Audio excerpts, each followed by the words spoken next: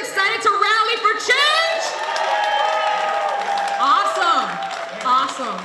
My name is Stacey Thompson, really excited to be here today. I am a proud member of the DEI, which stands for Diversity, Equity, and Inclusion, because that's what we're trying to get done. So for everybody here who is a signed-on member of the Diversity, Equity, Inclusion, please raise your hand. Woo, woo! Excellent. So we're really excited that you guys decided to join us, and I'm loving seeing all these lovely black and brown faces and our allies here, because we're going to get stuff done together, and that's what it's really all about. All right, so what I'm going to do first, if you guys would join me, I'm first going to actually start this off with a moment of silence.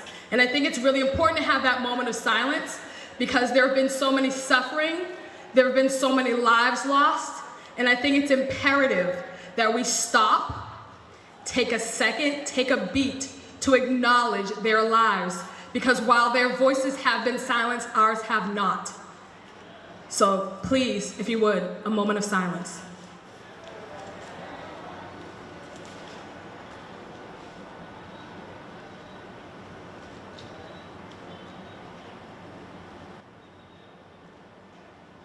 Thank you. And now, there should be no more silence. No more silence, no more voices that are said they don't count. It's all about all of us working together to get things done and recognizing the power of each and every voice. So with that, I just have a couple of quick announcements.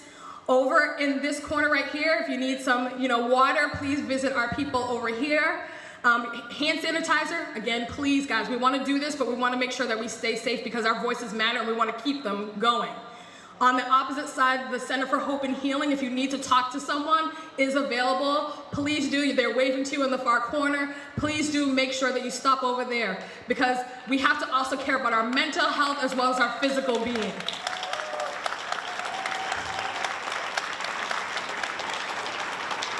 In addition to that, you see lovely people wearing yellow vests that are scattered throughout. If you need any assistance, if you have any concerns, please seek one of them out. They're here to make sure that this is a great event, that we're all safe, and that any of your needs are indeed met. And again, I said 6 feet of social distancing. So you guys have to make sure. I will call you out if I don't see 6 feet of social distancing. I like to laugh too. This is a serious event. But we also have to remember we're still allowed to smile in spite of pain, okay? We're still allowed to do that.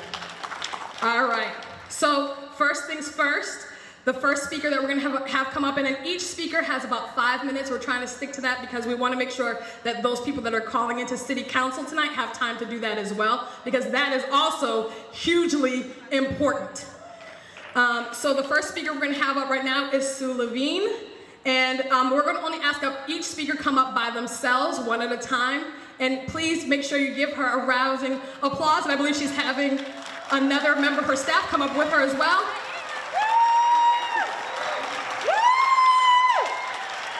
Are you ready to rally? A little louder! Woo! Well, thank you, Stacey. You're an awesome MC. So, as Stacey said, I'm Sue Levine. Oh, now I gotta catch my breath from running up the stairs. I'm the healthcare professional that can't run stairs. Okay, so, as Stacey said, I'm Sue Levine and I'm the CEO of Lowell Community Health Center. On behalf of the Health Center, I want to acknowledge our staff and our board members who are here today. Let's give it up, Lowell Community Health Center!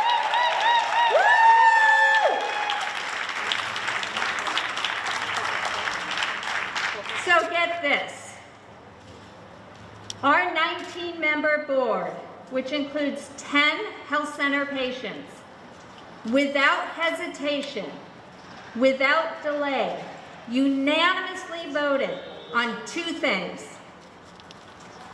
First, full support for the DEI letter and the action plan, which paves a path toward eliminating racism in our city. Come on, let's do it. 2, that most fabulous board voted in full support for a health center board resolution declaring what? Racism is a public health crisis. That fabulous board did this on June 17th, and on June 24th, I spoke on behalf of the Health Center at the Lowell City Council Lowell listening session. And who stood behind me? Our board chair, Bruce Robinson! And a special shout out to the Lowell Community Health Center physician leaders who wrote an open letter published in yesterday's Lowell Sun declaring what? Racism is a public health crisis. That's leadership, and we are lucky today to have one of those physicians with us, Dr. Rajesh. I'll be introducing him shortly. But I wanted to say this, because I think it's really important to mention.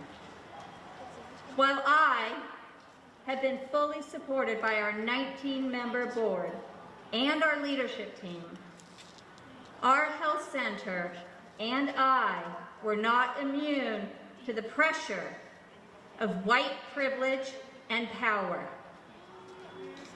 I personally was encouraged not to sign this letter, not to have this call to action.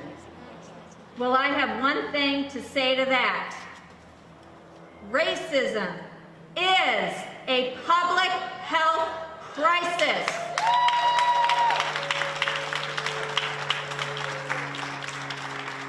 We at the Health Center, like many of us in this community, this lovely community, have worked on shedding light on the issue of racism and its impact on health for decades and more.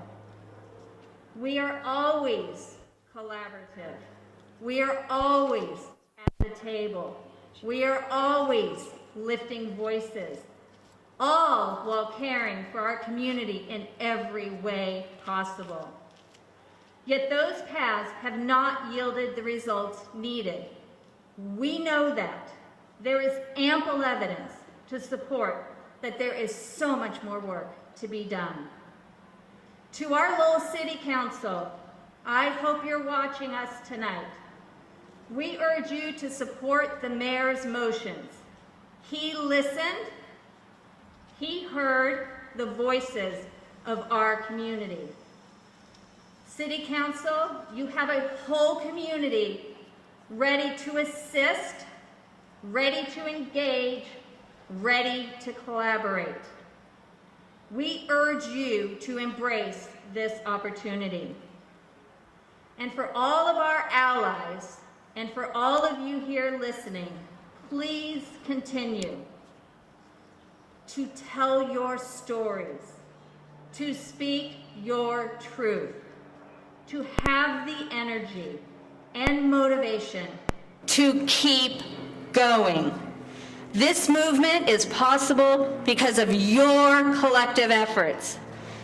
Racism is a public health crisis, and we at the Health Center are committed to this work and working with all of you, because what do? We stand together in solidarity. Thank you.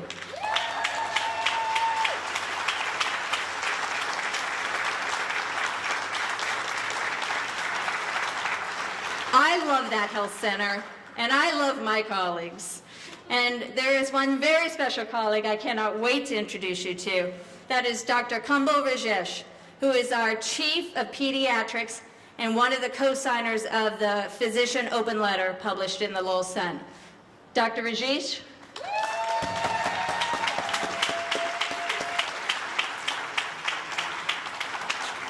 Thank you, Sue. That was a tough act to follow. I'm going to try. I'm used to giving lectures, but not in a rally. So I hope you stand behind me today when we all confirm that indeed the crisis that we are presenting today belongs, in the echelons of trying to work through the healthcare solutions that we can for the public health crisis we have today. So good evening, everyone. I'm standing here today representing all my healthcare colleagues at Lowell Community Health Center. My name is Kumble Rajesh. I'm a pediatrician, the current chief of pediatrics at Lowell Community Health Center, as introduced by Sue. I joined Lowell Community Health Center in support of Mayor Leahy's motions 11.11 and 11.12, where we are presented with great challenges, such as the discussion today about how and why racism is a public health crisis. It is important that we have strong leaders who will listen to the public and lead with a common purpose of mitigating the issues. I thank Mayor Leahy for doing just that. Thank you for listening. I want to tell you all a funny story that happened to me. After I completed my residency, like any aspiring new physician, I eagerly reached out to practices and recruiters in the hope of finding a position that would suit my needs. I got a call from one of the recruiters that upon review of my CV, he had a few suggestions to make. I was naturally interested. I said, okay, let's have this conversation. Imagine my surprise when the recruiter stated that he had taken upon himself to change my name to Kevin Raj on my CV, unbeknownst to myself. As he explained to me, this would increase the chances of my getting an interview without having to show a foreign name. How do you respond to that? Needless to say, this was the last conversation with that recruiter. So, there is no place for racism or discrimination in this world, and everyone needs to be respected for who they are and what they bring to this world. I carried this message with me to Lowell Community Health Center. I can absolutely say that my colleagues and I are deeply saddened by what's happening in the world today. While racism and discrimination can impact an individual in a variety of ways, I stand here today before you seeking the eradication of racial disparities in healthcare. I want all of you to join me in eradicating racial disparities. The shadow of racism is impinging on the rights of everyone to seek appropriate and adequate health care when needed. In a letter urging the CDC yesterday, the employee stated, by declaring racism a public health crisis, the agency has an unprecedented opportunity to leverage the power of science to confront this insidious threat that undermines the health and strength of our entire nation. This is very important. Added to all the communal happenings in the recent past, the COVID-19's disproportionate impact on the Black community, although we are still gathering data, suggests, and listen to this, Black and Latino people in the US are at least 2 times more likely than white people to die from COVID-19, and 3 times likely to get sick. This is just the most recent and tragic symptom of the long festering disease of racial discrimination and oppression in the United States. Racism, said Wisdom Powell, Director of Health Disparities Institute and Associate Professor of Psychiatry at UConn Health, is a multi-system agitator. As she states, racism's many tentacles are wrapped around policies, practices, and procedures that govern and harm Black lives. I can give you a few sad examples. Racism deeply affects the physical and mental health of Black people in a number of ways differently than it does white people. Many conditions and illnesses disproportionately affect Black people, including heart disease, stroke, diabetes, several types of cancer, and of course, COVID-19. In the medical community, there's a growing body of research confirming that racism, in addition to being a societal ill, is indeed a public health crisis. One that's been hard to ignore, especially with the arrival of COVID-19. Because racism is a deep-seated issue that touches every institution, it requires a complete system change. And this is important for everyone here to understand. We have to have a system that transforms spaces where people live, work, play, pray, get educated, and get health care. It's extremely important to do that. For an institution, the first step is calling racism a health crisis. I am proud to say that the Health Center is behind this 100%. I am so happy to see all of you come here and talk about racism as a public health crisis. Each one of us here, your colleagues, your neighbors, your friends, should be part of the solution. Every one of you should do their part. As healthcare providers, we need to look at public health as a whole, one patient at a time, care that happens not just within the four walls of our exam rooms, but continues with the appropriate care and support of the community long after the healthcare visit. That is the most important paradigm that we hear today. I stand here today hoping to inspire a shift in how we approach racism in healthcare. I stand here today to inspire each and every one of you to step up and call out inequity when you see it. I stand here today to inspire every one of you to be educators without implicit bias. I stand here today to inspire every one of you to treat your fellow human being with respect and dignity without regard to race, ethnicity, skin color, or any other denominator. I stand here proud to be part of Lowell Community Health Center, where the entire community is embraced without bias, and proud to support the Diversity, Equity, and Inclusion Letter and the action plan with the DEI mission of dismantling racism, amplifying unheard voices, and leading impactful action for a just and equitable Lowell. Thank you very much. Thank you.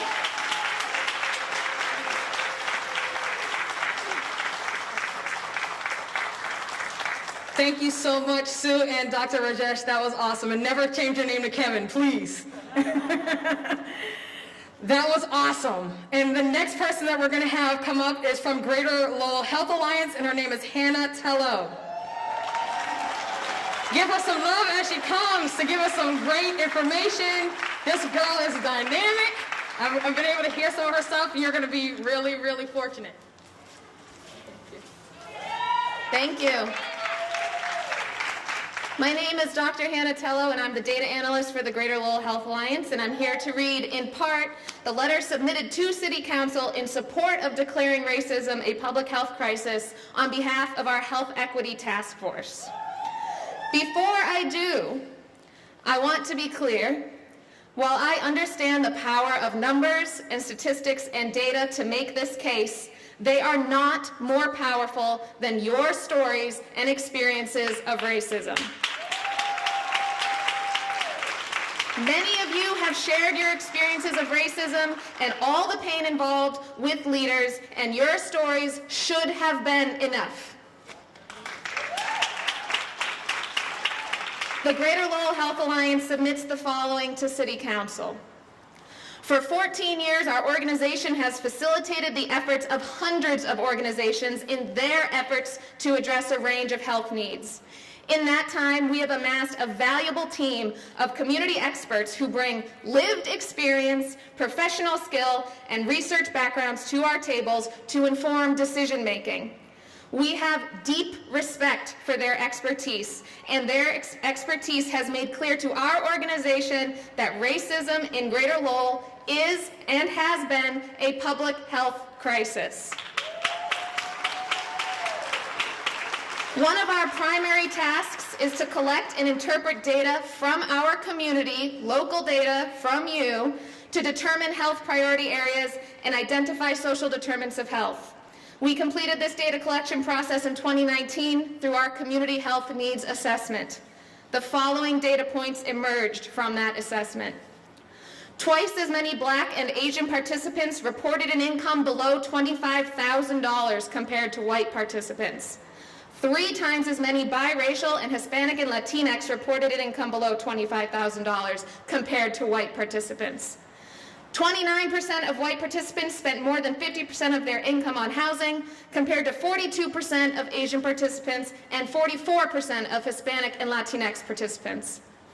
1/3 of Black participants and of Asian participants spend more than 30% of their income on child care, compared to only 1/10 of white participants. Racism was ranked the #1 safety priority for Asian participants. Black participants ranked discrimination based on race, discrimination based on income, and discrimination based on immigration status in their top 5 safety concerns. White participants did not rank a single type of discrimination as a top 5 safety concern. I'll say it again. White participants did not rank a single type of discrimination in their top 5 safety concerns. Multiracial participants reported anxiety at twice the rate of white participants. Multiracial and Hispanic and Latinx participants were twice as likely as white participants to report asthma. Asian, multiracial, and Hispanic and Latinx participants were 2 to 3 times more likely than white participants to report suicidal thoughts. 4 times as many Black and Asian participants reported not being able to get health insurance compared to white participants. For biracial participants, it was 7 times as many. In our community, individual health is dramatically impacted by a range of social determinants. There is not a single social determinant of health that is not impacted by racism. Social determinants of health are the mechanisms through which racism drives health disparities. We cannot address social determinants of health if we do not address racism. The Greater Lowell Health Alliance joins dozens of professional health organizations, over 65 cities and counties in the U.S., including the city of Boston, and our local leaders in requesting an official declaration of racism as a public health crisis. And now I'll do the most important thing a white woman could do at a rally and hand back the mic.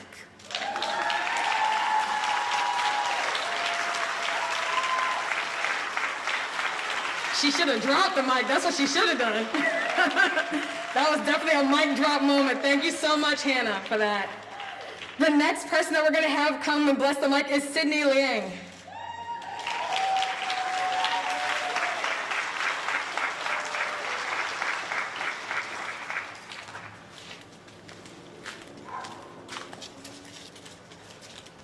Thank you.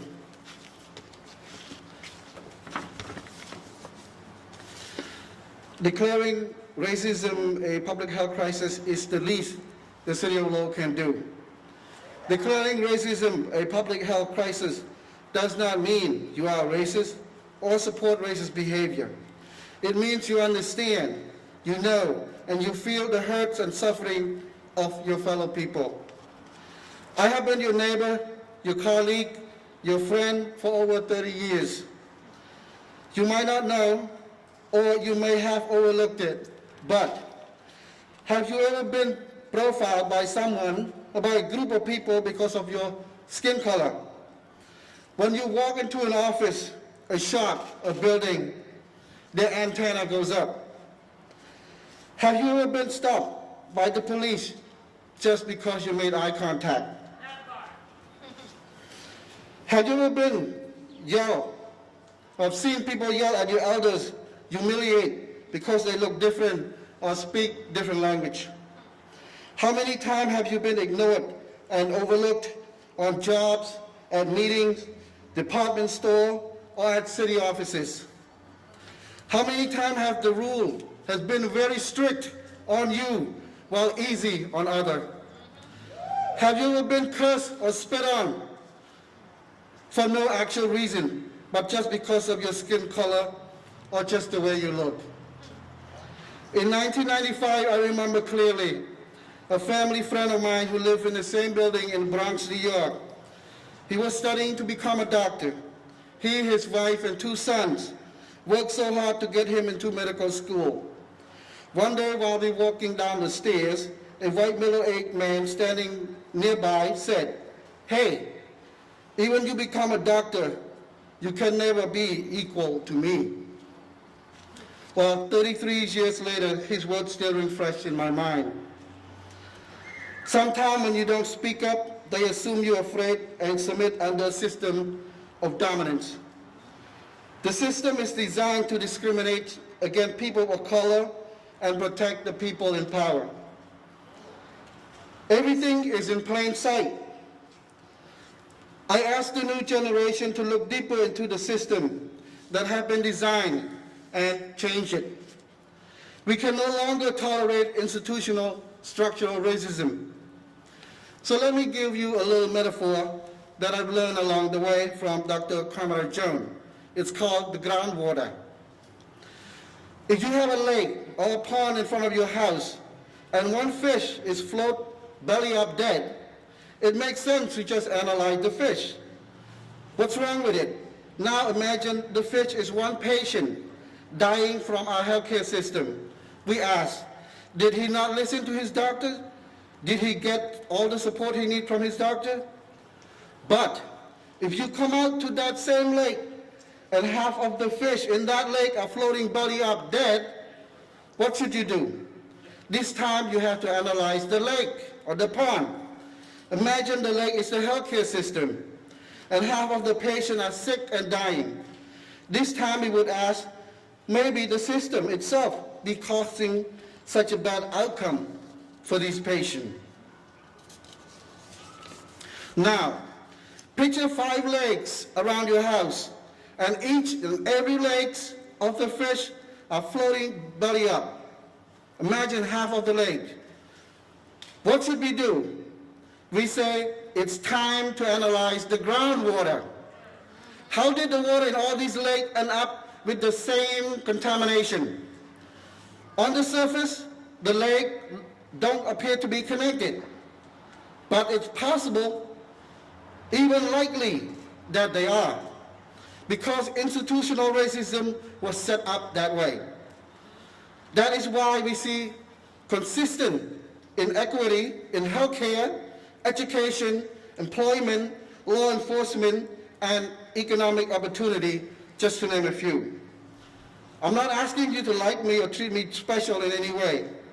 I'm speaking because many of my Cambodian people are still afraid, traumatized, and worry about the bad thing happening to them when they speak against people in power.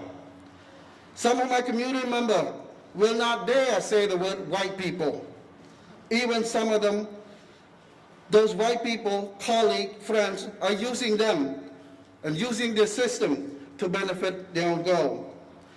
Since age 14, I have seen discrimination, institutional racism, and inequity in school, workplace, mall, and hospitals. All I'm asking for is equality and justice. For decades, the city of Lowell has had so many wonderful words and phrases to describe the vibrance and colorful and multicultural of its residents. Well, it's time to protect your residents, your neighbor, and stand up against racism and hatred, and declare racism a public health crisis. It is the first step toward inclusiveness and a better law. Thank you.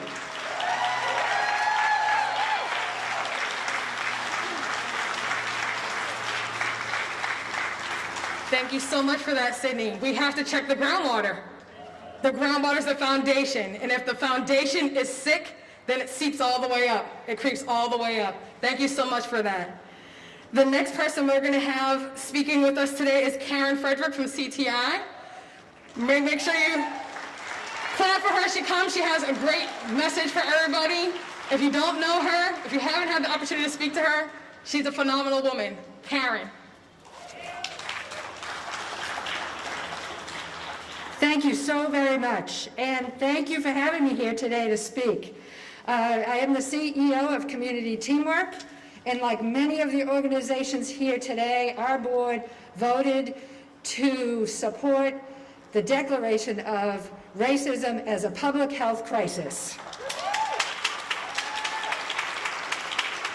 and to support the action items in the letter from the Diversity, Equity, and Inclusion Consortium. And I want to take a minute to thank the consortium. Let's really hear it for people who have done amazing work to move forward this agenda, to bring us all together, to really make a statement in our community. And while we have supported this, our board, our staff, one of the things we freely say is, like all organizations, we all have work to do. As the Community Health Center said, we haven't fixed this. I've worked for 42 years in community action, working to reduce poverty, to bring equity to our communities, and we have far, far to go, right? We all have to commit our organizations to do the same work that we're asking the city to do, and we will do that work. Tomorrow night, our board is having their first, and it is the first, training and conversation to bring us all together with the same background and information on racism and how to be anti-racist in our communities. And it is only the first. I'm going to talk a little bit about the intersection of poverty, health incomes, and racial disparities. And we know, we've heard a lot about the social determinants of health, and they're the conditions in which we're born, we grow, and we live. These things affect our health and well-being every single day. And that's our early childhood experiences, our housing, our education, our social support, our employment, our communities, and our access to health services. So let's talk about poverty for a minute. Children of color are 39% of Massachusetts children, but make up 56% of the children in rent-burdened households. That means their families are unstably housed. In Massachusetts, non-white children make up only 39% of all children, yet they account for 94% of children at or below the federal poverty level. And yes, I said 94%.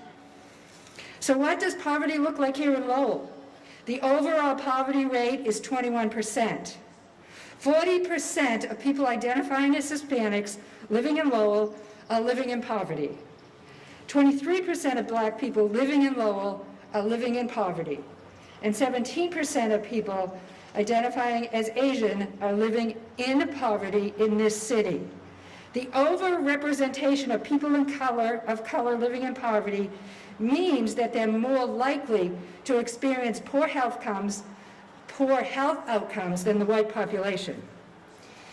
And you heard from Dr. Rashish, of course, COVID-19, asthma, rates of infection, diabetes, heart disease, high blood pressure. To address racism is to address inequitable health outcomes and to address inequitable housing, education, and economic opportunities. Is it not all related?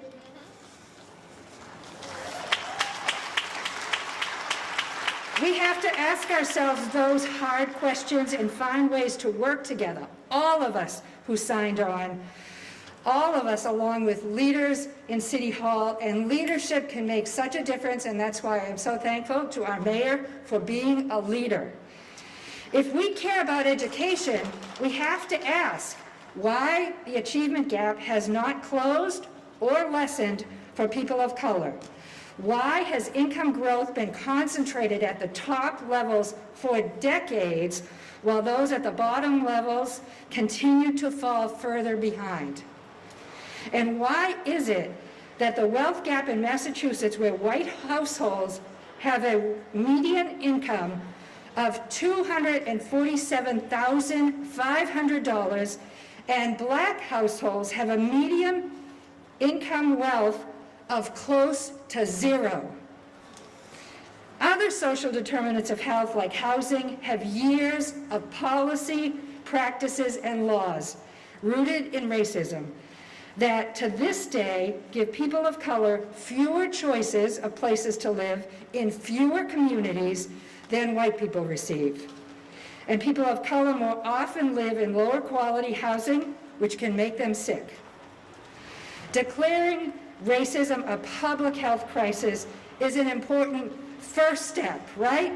We have many more steps to go, but this is where we start. We all all in this community work together. As I look out, I see board members and former board members and staff and people I've worked with for years. We need to come together with our old friends and new friends and work together to leverage our resources, share learning, make changes, and advance racial equity and justice in this community. Thank you for listening and thank you for taking action. How would you feel if you entered a meeting room and you found that you were the only person of your color in there? Now, how would you feel when a person in that meeting asks you, who invited you to this meeting? How would you feel if you had to rely on an interpreter to speak to your doctor, your child's school, your social worker, your immigration officer, your grocery store, or your friend? How would you feel about not seeing your ethnicity represented in a critical form you're completing and you had to choose other all the time? How would you feel if your minority status was used for grant applications, yet you did not understand how the dollars that were received were used? Now, please stay with me and reflect on the following questions, especially if you're a council member. Have you ever been asked where you came from? Then you state where you come from, like I say, I'm from Lowell. And then somebody says, no, I mean originally. Have you ever been told you have an accent? Have you ever used an interpreter to tell about your most private and sometimes heartbreaking experiences over and over again about your health condition and about domestic matters? Has your child walked out the door and you're worried that they will be bullied and ridiculed and may not be able to stand up for themselves? Have you seen a police officer and wanted to avoid them at all costs, despite not having done anything wrong?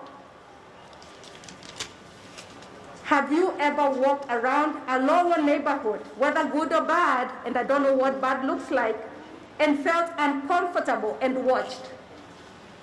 Have you been referred to a website to complete a vital document, such as a school registration, a recreational form from the city of Lowell, a driver's license, a job application, etc., and found it in a language you did not read, write, or understand? Have you picked a prescription and you did not know what it said at all?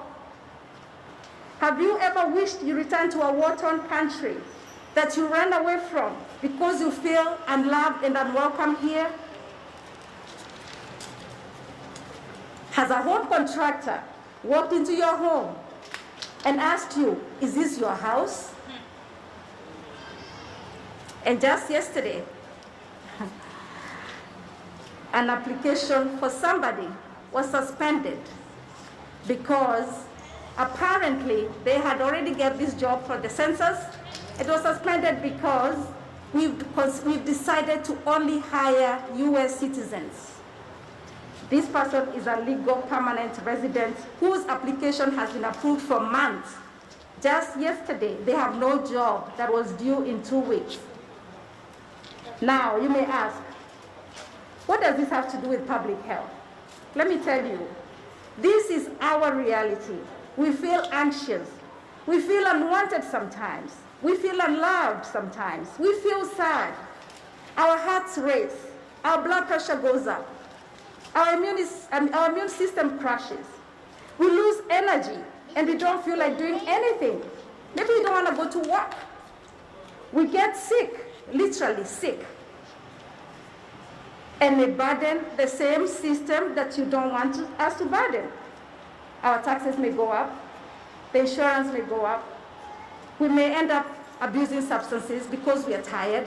Could be a lot of things, some of them that have already been talked about. There is a direct relationship between racism and health. Public health is everything, and everything is public health. I trust that the City Council Yes, let me say that again. Public health is everything, and everything is public health. Because why are we wearing the masks? Why are we wearing these masks? Because public health is everything. I trust, and I'm really counting, and I'm hoping a city council person is here. I'm trusting that the city council will support Mayor Leahy's motion that speaks to what Lowell residents expect of them. We spoke already 2 weeks ago. We don't have to keep speaking. Together we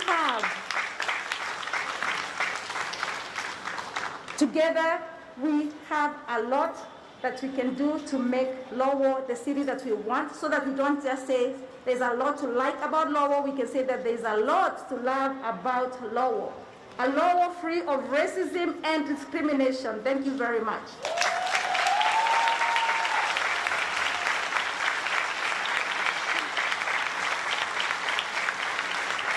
Thank you, Mercy. And yes, I would like it to be a lot to love about Lowell, not a lot to like about Lowell. The next person we're going to have speak is Sean McCarthy. Come on down, Sean. There he is. I can't recognize anybody with the masks on.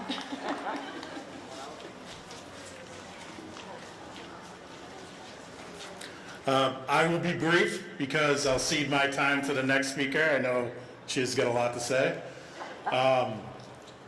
Today is about action.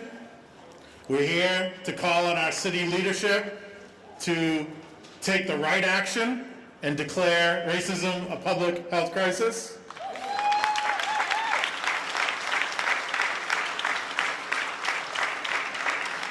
I have a call to action to all of you. 2. 1, take your census. We need to be counted in this city.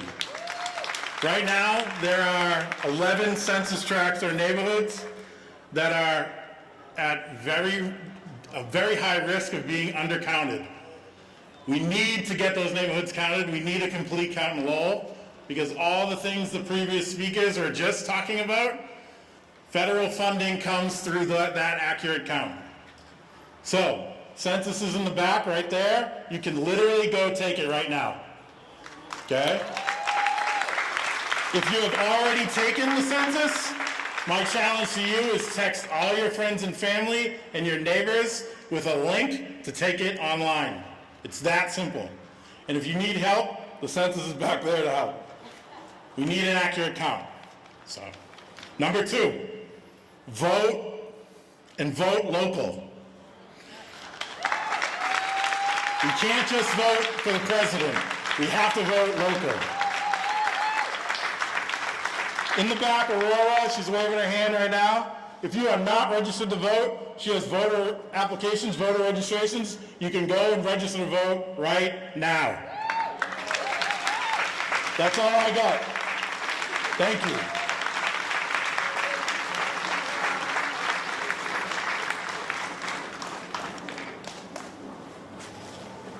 All right, who do you want to save the time for? And I have to hear this myself because I've been hearing a lot about this young lady. MARITZA, GROOMS!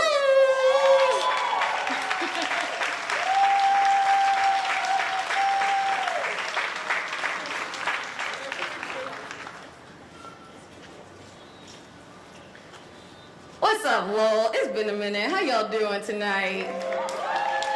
I said, what's up, Lowell? Yeah, we're here for a very important reason, but I'm really upset that I had to come all the way from where I was to speak about this, because I'm pretty sure that I've been telling y'all about this for years. Have I not? We've been talking about it on our show, History and Lowell, about the history here, right? That every group comes in, they face prejudice and discrimination, and then they rise to some level of political or economic power, except for the black and brown folks.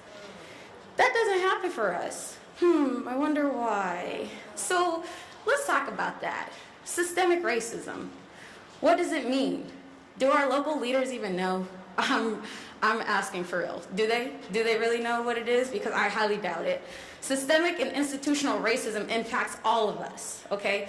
In a racist society, it is not enough to be non-racist, we must be anti-racist, okay? Angela Davis said that.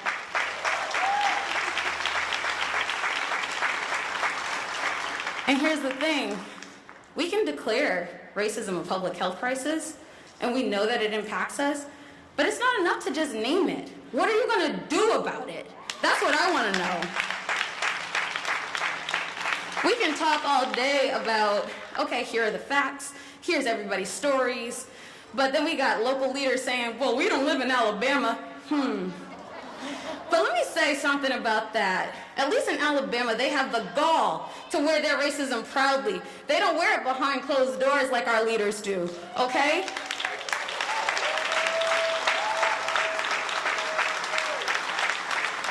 They don't go into board meetings and decide, oh, you know what, maybe we shouldn't give these people extra time off or extra sick time. Guess what? I was on a board where at least one of the members said that about the employees that we serve. He didn't work in that organization, but he had the nerve to say that. That's the kind of power that happens in boardrooms. That's the kind of power that happens with our leaders. So it's not just our elected leaders, it's all of our leaders. Every single person who walks into a boardroom, every single person who is an executive director or a CEO, every single person who has some kind of decision-making power in this city has to analyze themselves, has to unpack their whiteness, has to unpack their privilege. Here's a game I used to play when I lived here. It's powerful. It's powerful. That's what's happening. A game I used to play was, let's see how many people of color are in this room. Okay, I started going to fundraisers and galas for all these nonprofits that we love, and I do love these nonprofits because I love this city. I was born here, and I came back here. When I came back here, all I wanted to do was make my little corner of the world better. And then I started getting more involved. I started seeing more stuff going on in my community, in the organization that I was working for, and I realized, woo, we all got a lot of work to do. I just wanted to hold hands and sing Kumbaya, y'all. Like, I just want to hug some trees. I just want to sing peace and love. But we can't do that with the kind of violence that is happening. And a lot of people think, oh, but we're not shouting the N-word at you. We're not, saying things, the things that they say down south. No, because, sorry, I'm a little distracted. I can't, I have ADHD. That's also a symptom of PTSD, which is also a symptom of racism. I have anxiety. I'm sick, y'all, okay? I'm gonna detract from whatever I was saying because let me tell y'all how sick I am. I used to get fevers, like above 100-degree fevers, every couple of weeks at the organization I was working for. I used to get migraines, debilitating migraines. You could ask my sister, she's in the audience. I could not talk to you. I would feel vomitous because every single day I had to deal with daily microaggressions, white fragility. And if you don't know what white fragility is, I implore you to read Robin DiAngelo's book. But I'm gonna let you know that reading and naming racism is not enough. We have to do the work. It lives inside of us.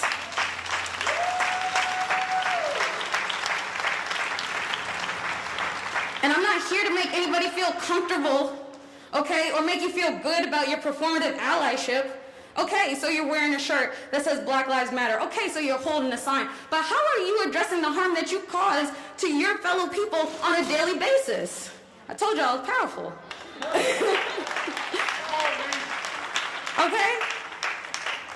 If you're not constantly looking in the mirror and checking your privilege, and yes, you can be marginalized and privileged because I am black and a woman, but I am able-bodied, right? I might be black, but I'm a light-skinned person, all right? Because my dark-skinned black people, they face a lot more racism than I do, all right? I'm invited to the table way more than my dark-skinned counterparts. Why? Because I'm seen as a more palatable black person. I'm one of the good ones. And these are not things that I'm making up. These are things that have been said to me. In Lowell, I had to leave Lowell so that I could get some mental health help. I had to leave Lowell so that I could be okay for once. And then even after I left, I heard that there were still things happening here. And I was like, man, y'all mean I gotta come back down, take my belt off, and let these people know once again, I'm sorry. You can sit there and listen to a whole bunch of people tell you their experiences of pain, and you're gonna sit there and say, I don't think that's what it was about. That's what my boss told me. When I said these people are treating me differently for the color of my skin, they're treating me differently because I made them aware of their privilege. Oh, but you know what? But your tone, you're being aggressive, you're being rude. Let's talk about this letter, right? How many people were like, yeah, I'm with you, but then they read the letter and they're like, oh, but the tone, I don't really like how aggressive that sounds. This letter is so nice because I'm gonna let y'all know we live in a white supremacist society, okay? A white supremacist, patriarchal, capitalist society, and we are all inherently a part of that, okay? That is how we are raised, and until we address that, until we name it, we can't do anything about it. And then once we name it, it's a consistent effort. It doesn't stop at naming it. It doesn't stop there. We must continue the work. And it's not just in our institutions, it's not just in these structures, it's in ourselves and with each other. So I'm gonna leave y'all with that. Take a look in the mirror. How are you causing harm to each other? How are you causing harm to yourself? Check your privilege. Check yourselves, get uncomfortable. Because discussions about racism is not meant to be comfortable. If it's not your lived experience, imagine what those living with it feel like on a daily basis.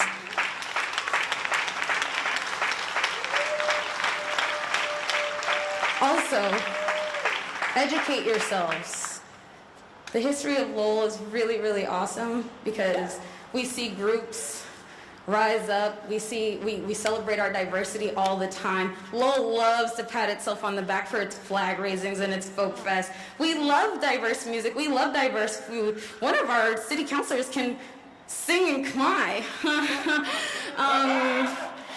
Badly. But that's not enough. Okay? Watch history in Lowell. Learn you something. My professor's here. He's out here. I learned so much from him, and I learned so much by reading and then applying that. Okay, so we need to do the work, right? It's not just pointing fingers. We also need to be doing it ourselves, and we need to take action, consistent effort over time. And I'm going to let everybody know who thinks that we're not dealing with actual racists. Yes, I am calling the city racist. I'm not here to make you comfortable. I am not comfortable being here. I was not comfortable being here. So many of us who are black and brown are not comfortable on a daily basis. This city is racist and full of them at the top. If people who have the power to give us money for our organizations, the people who have the power to give us grants for our organizations are racist, or they're so scared about what their funders are going to think if they sign this letter, guess what? That's racist. I don't care if you don't like it. Read a book and then apply the knowledge. And that's all I'm going to say. For real this time. I'm out.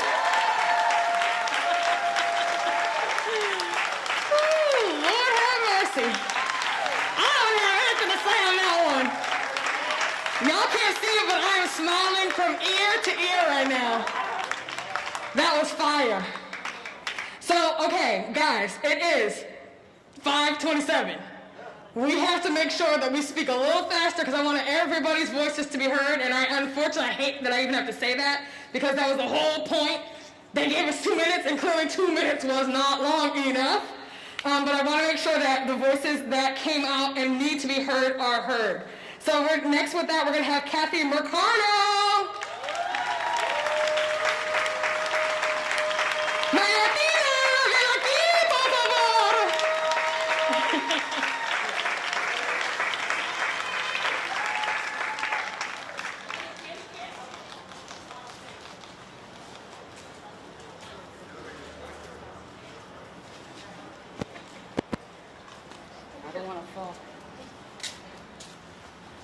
Good evening, everyone. First of all, I didn't want to go after MARITZA. I specifically said that, but it's okay. Here I am. You know, that's a tough act to follow, but thank you. I appreciate you, and I respect you, and I see you. Okay, so Black Lives Matter, right, people? Racism is a public health crisis. With that being said, I want to say good evening, Lowell and friends of Lowell. My name is Kathy Mercado, and I was born and raised in Lowell. I've been selected by my peers based on my life experience as a woman of color and a minority. I ask myself, why do I believe racism is a public health issue? The data's out there, and I'm not the person that can speak on the specifics.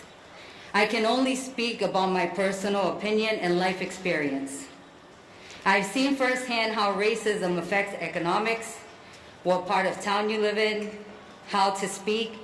I'm often corrected for why I speak, the way I speak English, see, the way I speak it English, you know, sometimes I say it like that, by white people. To me, that is a form of oppression. The next time I'm corrected, I will say, I speak English and Spanish. What languages do you speak?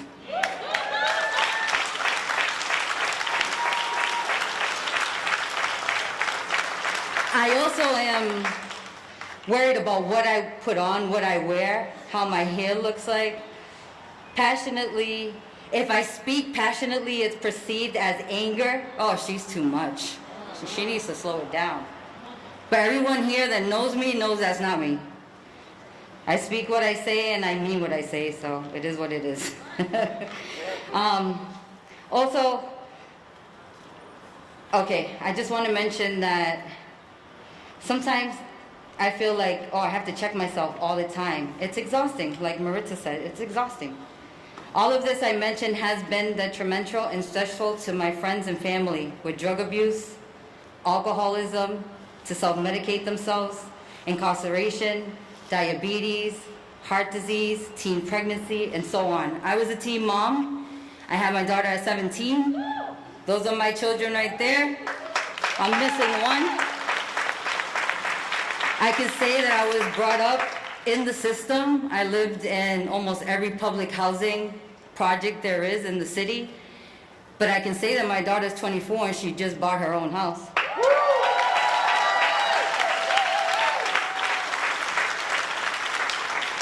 Some of us are able to overcome all of our obstacles and achieve success.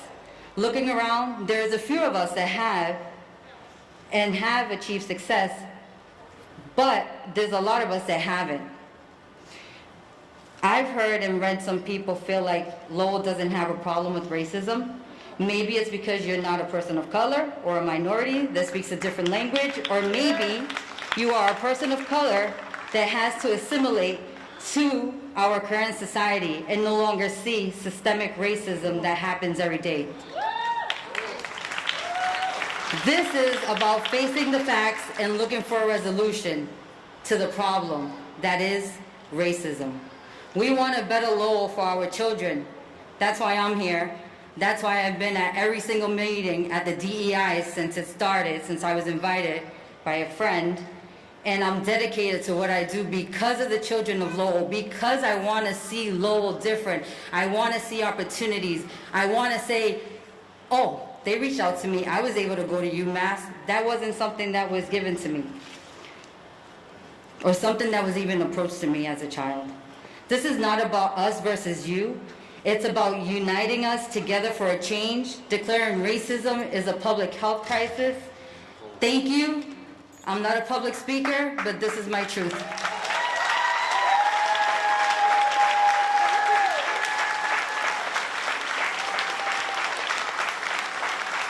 You guys are the public, and she just spoke, right? So that would make her a public speaker. All right, so the next person we're going to have is Carmen Bermudez. Is Carmen here? Oh, there she is. And then just so the next person can be ready, the next person is going to be Leah Okamoto, and I know you have like a little group of people, so you're going to be next up after Carmen.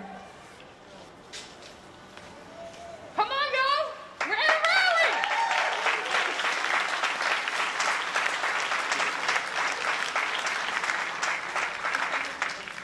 Vente. Voy a hablar español. Spanish. I'm sure the majority of you guys know what she just said. She's going to speak in her native tongue.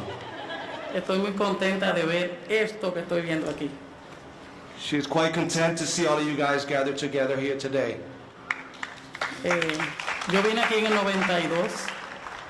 She came here to this town back in 1992. Donde pasé la peor discriminación hacia mi familia en esta ciudad. To my dismay is where I experienced firsthand the racism that this city had to offer, unfortunately. Traje 2 niños con incapacidad, con planes educativos, y ellos me dijeron que había llegado a Lowell, que todo era diferente y el plan educativo que traía de mis hijos aquí no iba a funcionar. Okay, here we go. At the time, I came here with my 2 children who had special needs, and she had in mind, obviously, to put them in special education, and the first thing that they told her was that you are no longer where you came from. Now you have arrived in Lowell, and they gave her quite the hard time in order for that to happen. Lo primero que me dijeron que lo que yo traje en el plan aquí no iba a funcionar para mis hijos, que ellos tenían que cambiar el plan. She had a plan when she came down with her children, and she was immediately shut down. Unfortunately, those plans did not work in her favor, and as far as she understood, it was the Lowell way in order for things to go the way she wanted. En todos los lugares que iba no tenían intérprete, donde yo tenía que pasar mucho trabajo, empezando por la ciudad. A lot of the offices, obviously, that she entered in order to get things done, she was turned back. She was turned away. Unfortunately, they very, very little interpreters to help her achieve what she wanted for her and her children as well. Tuve que salir de la ciudad ya que no pude hacer nada en el departamento de escuela ni en el City Hall.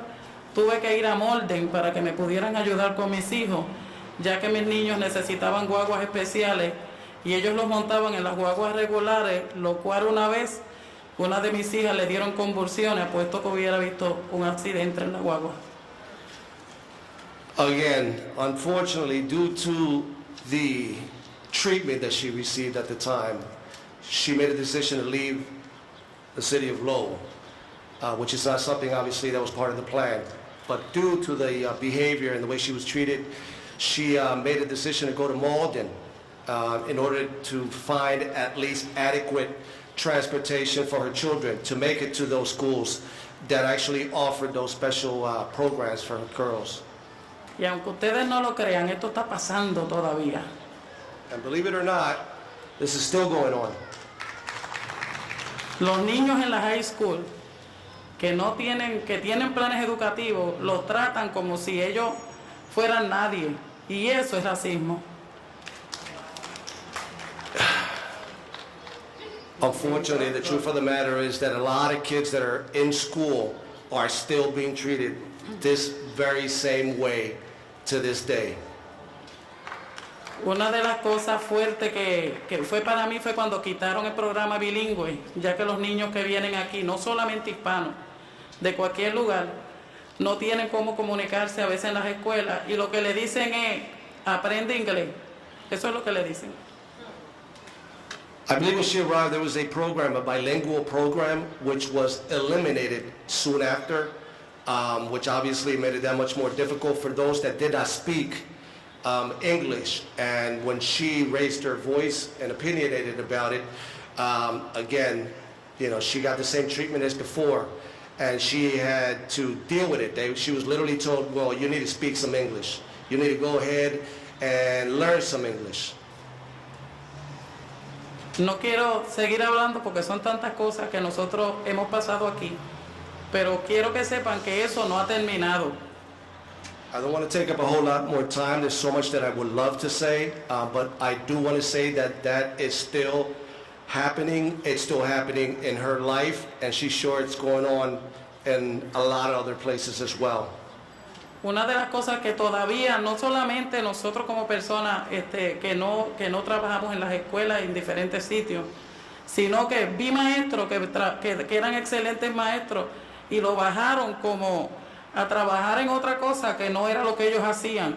Y yo pienso que eso es una discriminación en contra de todos nosotros, no solo de hispanos, no solo de morenos, no solo de la raza que sea, sino que este pueblo nos tiene a nosotros bien marginados y no nos estamos dando cuenta. Okay, here we go again. Bottom line is, whether black, white, Asian, Latino, it's still going on she's seen great educators actually being demoted for other reasons, where these had good intentions, and unfortunately, due to the bias and ongoing unfortunate racist behavior that this town, continues to do, a lot of children have been affected by that, obviously, and a lot of good people that mean well. Como le dije, todavía hasta el día de hoy familias se comunican con nosotros por la falta de servicio y por la discriminación que tienen hacia sus hijos. Still to this day, there's a lot of folks that actually come to her voicing the disparity that they feel and the downright outrage of the treatment that they still continue to get. And it's very sad and it's very unfortunate. No, eso nada más no. Mire, yo estoy mirando este lugar y el año pasado que se dio aquí el festival puertorriqueño, yo me recuerdo que cerraron los baños. Aquí no se podía usar los baños, nosotros no pudimos usar los baños y no podíamos usar ahí donde está el pasto ahí. Dale. ¿Qué año fue eso? El año pasado.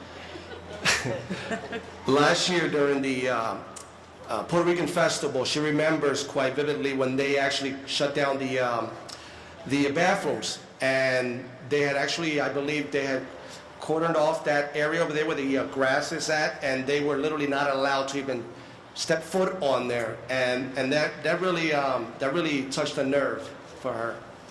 Pero en otros festivales, en otras actividades que hacían, estaba todo el mundo en esa área y los baños estaban abiertos. Did you guys get that? All right, you ready for this? Believe it or not, that was just the case for this festival. Soon after, for the other festivals that were going on, that was not the case.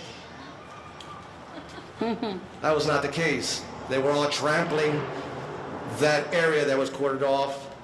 Bathrooms weren't shut down. I mean, really? Is that blatant or what? Pero nosotros si nos unimos como estamos ahora, nosotros somos más fuertes. Woo! Yes. If we continue to do this on a regular basis, this will surely make a difference. But this is what's got to be done. This is what's got to be done. What you see right now out here, us getting together, coming together. En mi país hay un dicho que dicen que los buenos somos más. Así que vamos a seguir haciendo esto, porque me alegro también ver personas aquí blancas con nosotros, porque eso significa que los buenos somos más. Oh, you gotta love it. There's a saying in our culture, and when I say our culture, I mean Puerto Rican culture, which says, our kind, our good kind, there are more of us than not. Okay? And that means, obviously, a lot to her. That means a lot to her. It means a lot to her as well when she looks out over here in the crowd and she sees African American, she sees white, I see some Asian as well, just a vast variety of folks here, and all for the one common cause. And that's what we need more of. It's that simple. Especially, what was her name again? MARITZA? Was it? I mean, can we give her a round of applause? She couldn't have said it any better. Really, truly. And our bottom line is what she just said. She's very emotional about what happened, and she needs more and more of this to be seen and be done. Let it be known. Thank you so very much, and God bless you all. Thank you. Thank you, everyone. Thank you to the tireless organizers of this rally and the consortium, everyone who contributed to the letter that has brought Mayor Leahy's motions to a vote today. Each of the speakers here today are such an inspiration to me and the community with your courage, compassion, interest in learning, growing, understanding, listening. This is a moment for courage in Lowell. Through my youth development organization called Aaron's Presence, I've been blessed and privileged to witness every single day the courage and resilience of hundreds of youth who join our organization in order to make a difference and a positive impact on their community, this community. More than 80% of our 125 Lowell youth that we work with every year are non-white. And through these really special relationships over the last 7 years, I have learned so much about their experiences with racism in school and elsewhere. I have watched the impact of racist behaviors and comments, things that they have to deal with at school, such as having teachers who never learn your name or mix you up with another student constantly because of a similar skin tone. At its core, this simple situation is a symbol of value, or in this case, devalue. And for youth of all ages to have to wake up to the painful reality that people who are supposed to be teaching and educating, supporting, caring for, role modeling, governing, leading, you do not value you and your life and potential as equal to those of others strictly based on the color of your skin. This has a huge impact on the mental health and sense of hope and belonging and mattering for our youth, with so many ripple effects for our society. Racism is indeed a public health crisis, supported by all of the data you hear from health experts today, every day. And this simple acknowledgement today is a clearly obvious truth and a first step toward the change that Lowell desperately needs. As I have heard the stories of some of the youth, like the youth that you will be hearing from soon, and as I have read posts and watched videos made by young, mostly white students saying the most vile, horrific, despicable things about Black people and other people of color while laughing with friends, it makes me incredibly sad. But I also think, is this what Lowell High School and Lowell, Massachusetts are proud to put out into the world?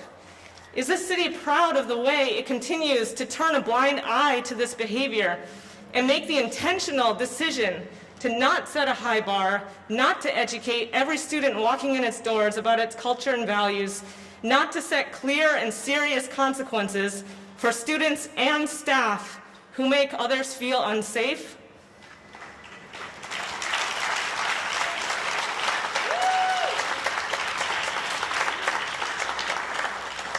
Youth organizations, educators, parents, Lowell residents, adults, I beg you to listen, really listen to the youth who will be speaking and the youth that you know in this city and the youth that many of you work to care for. Put them first.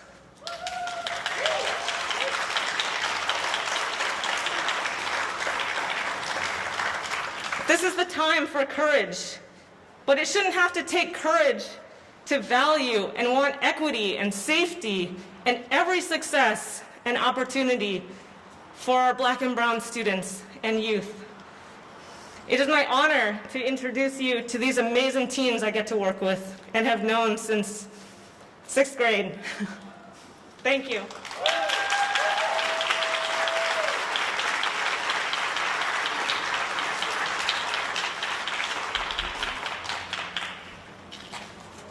All right, what's good, y'all? I'm Ahud and Akbari, and I'm part of a youth group events. What's it called? It's called it's called the Advocate Council Striving for Equity, and we're just a youth group, high schoolers that are just trying to change our community as much as we can. So yeah, I got a little poem for y'all today. I'm not much of a poem person, but I'm gonna do something. It's called Change, Please. Okay. Tired of looking over my shoulder every time I pass by a cruiser.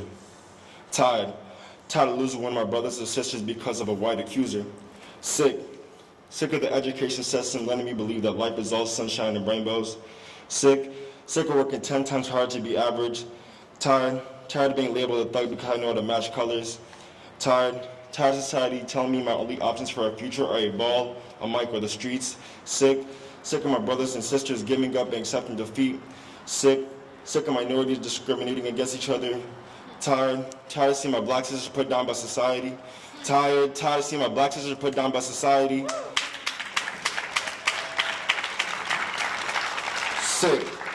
Sick of my dark beauty being confused for a weapon. Sick. Sick of educating our educators. Sick. Sick of that dude in the White House. I am sick of being misled. Tired of seeing our leaders in bed, acting like nothing's going on. So I got up.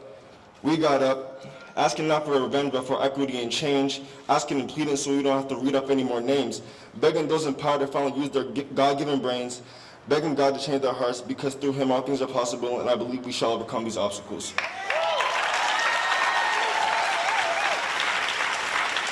Sadly, that day is not today. 155 years ago, slavery officially ended, and during the span of those 155 years, we got the right to vote. We're able to be in buildings filled with diversity. We don't have to protest or march alone no more. We had our first black presidents, but to this day, we still face discrimination. We are still considered a threat because of our skin tone, and we have a long way to go. It's not up to the police. It's not up to anyone in office right now. It's up to our generation, the youth, to be the difference makers.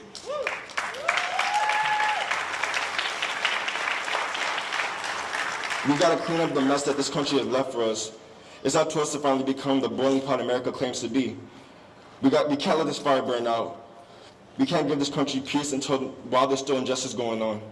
In order to do that, we need people like y'all in power, people that would come out in bad weather and weird weather during a protest, people that run for office. So do community service. Don't work to be the employee, become the employer. Become an educator. Build a generation with real knowledge. Become a preacher. Invest in your communities. Create, don't destroy, so you finally get the chance to call this country great. Change, please.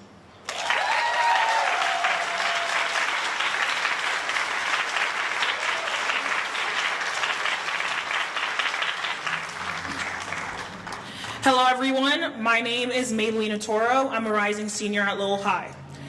Earlier this month, a Twitter account was made by students who go to Lowell High, which compiled racist videos, text messages, and other concrete evidence from racist students at Lowell High.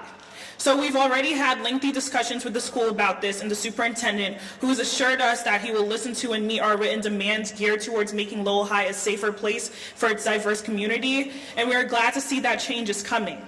However, the school has been really vague about what consequences the students who were exposed will receive, and has made it clear that the punishment will not be punitive and will not affect their permanent records. This brings to light another issue at LHS, and that is the disparity between people of color and white students getting suspended or punished in school. I have seen time and time again students of color getting suspended for doing things that white students get away with, whether it be fighting or loitering in the hallway. These suspensions go on their permanent records and limit what colleges they can apply to. So by the school saying that they're not going to discipline these racist students, they're once again protecting these racist students at the expense of students of color and proving that they don't really care about us. These students should be suspended from any leadership positions they have within the school, such as being captains of sports teams or presidents of clubs. Until the school makes racism a punishable offense, it will continue. I have had friends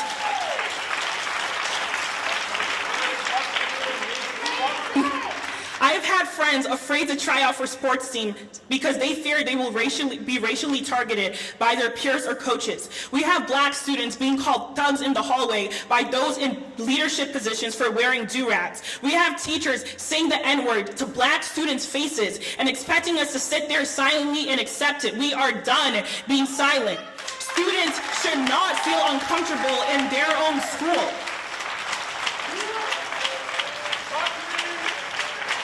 Students should not feel uncomfortable in their own school. Students should not be undermined by their peers in their own schools. We need educated teachers and educated staff willing to educate and stand up for all their students, not just the racist ones. Until that happens, we must continue having these conversations. We must continue protesting because all Black lives matter, and they will never stop mattering. So thank you so much.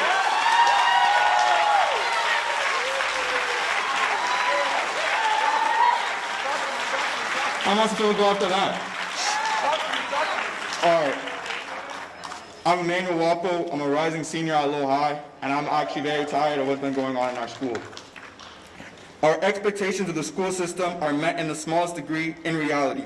Instead of trying to implement concrete plans to turn our school around, we have administration victimizing themselves and the conditions within our school. Instead of having clear support from faculty, they are muted and pushed to the side because they feel their jobs are in jeopardy, because the bosses are part of the problem. Administration are part of the problem. We are facing uneducated students and faculty and implicit bias. We are facing discrimination, prejudice, covert racism, educational segregation, while some students never face the same issues because of their privileged parents and privileged family members. The only thing actually working in the school system is protecting the few at the expense of the many. I am the many, and I'm tired of it, and you should be tired of it as well. I'm always told that it's up to our generation to change the mistakes of the past, yet that is false. If you want to get the intended behavior, moderate and model the best behavior. If you wanted LHS to be a #1 school, you should have acted like a #1 school. Instead of victimizing yourself and saying we are a school in jeopardy. No, you taught us that we're school in jeopardy. Now you want to complain about school in jeopardy? That is no longer going to happen. Change will always happen no matter what. It can be calm and easygoing like a spring lake, or it can be rapid and concussive like the roaring waterfalls. We are tired of waiting. We are marching towards true equity in all public schools. We will educate parents and students of the structure levels regarding education. We will no longer call the lowest level college classes because the minority students think that's the best classes when all I see are just black kids like you and me. I go through the entire school day, I see one other black kid in all the high level classes, and I see one other black girl. Most of the day, it's just me in those classes with those white students. I'm afraid to have those conversations because there's nobody on my side. We will bring serious teachers to teach the school fairly. We will love and appreciate diversity instead of claiming it. We will punish and re-educate students and faculty of their past mistakes to ensure this behavior is never repeated. We will have an easy discussion to make sure everyone is safe and welcome. We will practice what we preach and hold guilty parties accountable of their actions. We can't have history be repeating ourselves in a test, an open book and note test while we are still failing. That is unacceptable as a school system. We will actually turn around our behavior and make sure we're the #1 school that we always want to preach about, because that's the expectation that we should be following. I thank you yet again for your time and attendance.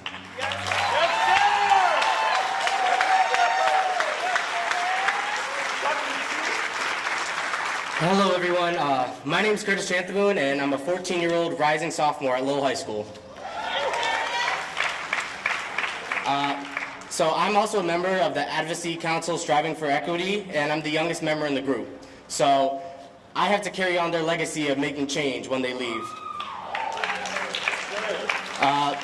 In my first freshman year at Lowell High School, I saw racism so blatantly. It's like teachers were teaching it within the classes. Yes, sir. I'm only 14 years old. I shouldn't be seeing or hearing this stuff within my rooms. I've heard students use words that I never even heard of before. Words that I shouldn't be hearing from kids. School is a place where students are supposed to learn from right and wrong. When teachers hear students say these words and they don't say anything to them, the students believe that it's right. Well, it's not. If white students are using derogatory and racist slurs without consequences, is that not a danger to the public? After declaring racism a public health crisis, the school committee needs to work on more teacher training with racial justice.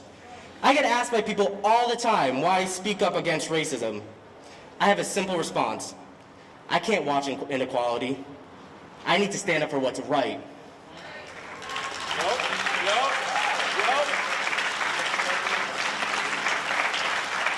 So, my father is a refugee, and my mother's white.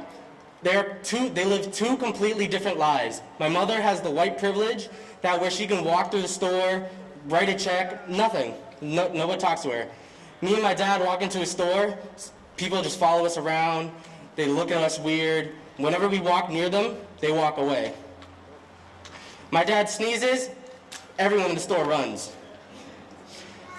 I have the privilege of not looking like my father at all. So when I'm at work, I live a normal, what you would call a white privileged life. I'm an ally with these folks. I don't like what I see, and I hope you don't either. I'm here to make change in the next 3 years at Lowell High. Thank you for letting me speak.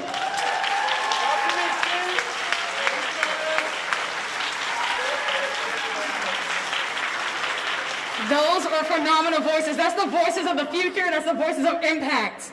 I'm so excited for what's going to happen in Lowell. With people like you guys, Lowell is in a good space. So I will tell you, we're going to prolong it just a smidge longer. We're probably going to let this go a little bit longer. So hopefully you guys are still staying with me. Want to make sure our voices are heard. And we have a special little surprise that I can't tell you about yet. So it's coming though. All right. So the next person we're going to have speak is Latifah Phillips. Oh, and she's right behind me.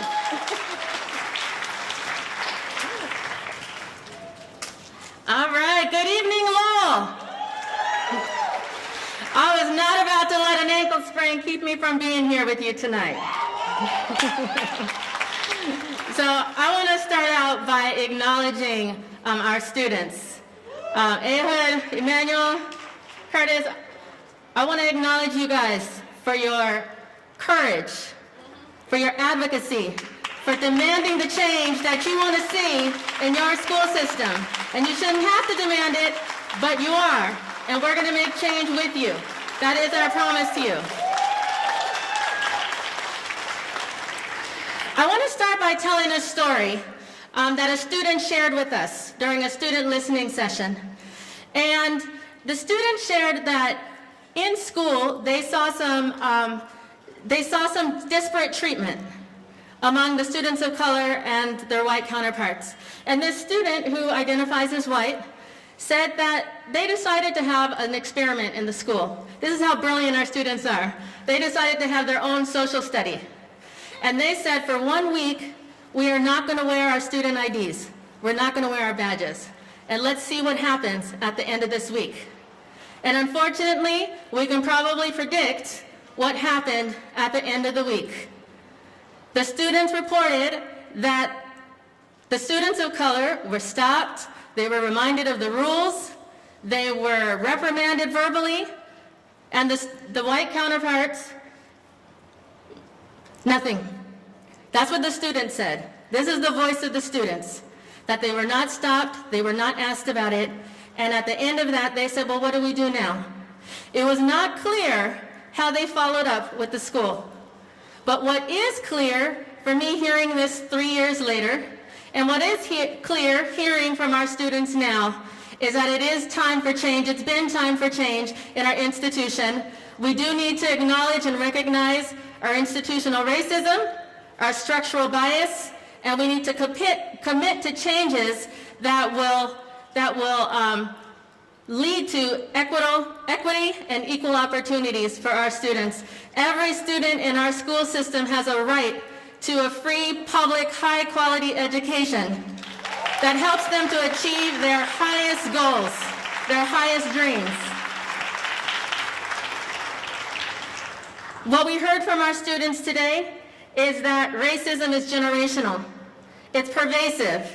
It's ongoing. And while it's important for us to acknowledge the strengths of our district, and there are many strengths in our district, I am proud to be a part of our district. But that doesn't mean that we shouldn't be transparent about the long, hard work that we need to engage in if we are going to become the fair, inclusive, and equitable institution that we strive to be.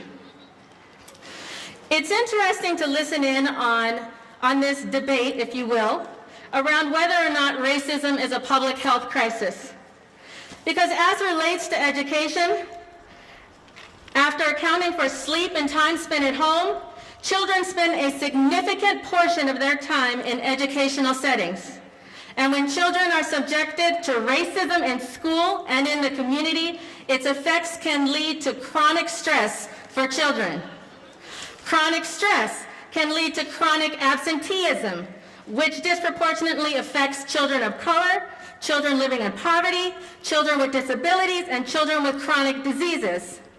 These disparities in chronic absenteeism impacts high school graduation rates and ultimately prevents children from realizing the full benefits of the educational attainment and career aspirations.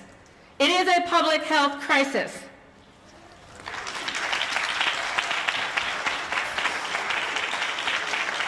And the bottom line is that racism hurts children in real and fundamental ways. It hurts not just their health, but their chances for a good and successful life. And these disparities are proven to increase their risk of health problems and probability of reduced overall life expectancy. Now, while these outcomes are not unique to Lowell, we are seeing these trends across the United States. But what the difference is that we now, as Lowell residents and the Lowell community, have the opportunity to address, acknowledge, and reverse these. Children are being hurt every day by racism and discrimination, and the effects can not only be permanent, but continue through generations, and there is urgency to this. We must act now.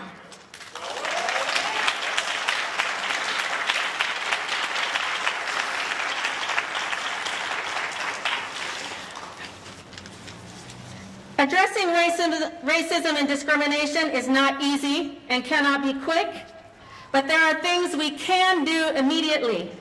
We can begin by acknowledging that health and educational equity is only achievable by addressing racism across education, health, governmental, and interdisciplinary partnerships with other organizations that all have an unapologetic stance against racism. In other words, let's declare that racism is indeed a public health crisis worthy of treatment, assessment, investment, because these in turn have negative educational impacts. Let's create a high-performing, accountable, cross-agency, cross-community task force composed of members across the community who are unified and invested in developing a diversity, equity, and inclusion action plan. Right now, we can take a hard look at ourselves, take stock of our beliefs, take stock of our biases, and work to change them. This is about the future of our children and our children as our future. They're watching our words, they're watching our behavior, they're counting on us. So let's not let them down. Thank you.